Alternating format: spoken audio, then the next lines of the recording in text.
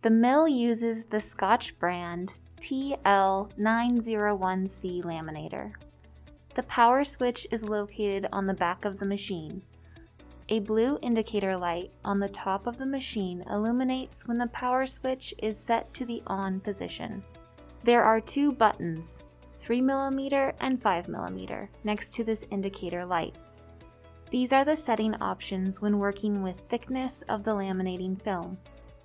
The mill carries 3mm grade film. Next to the settings buttons is a ready light that will illuminate once the machine has been powered on and heats to the correct temperature for the type of laminating film you are using. To use the laminator, power the laminator on. While waiting for the laminator to heat up, prepare your document for lamination. Select a lamination sleeve from the pack. Sometimes, lamination sleeves will stick together, so ensure that you remove only one from the pack. One end of the lamination sleeve will be sealed. Place your document into the lamination sleeve so that it touches the sealed end, leaving space along the other edges so the laminator can seal the sleeve closed.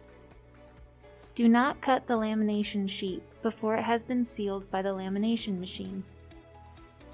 If you want to laminate multiple small documents in one lamination sleeve, place them into the sleeve in a manner so that they will have enough space for the sleeve to completely seal around each document.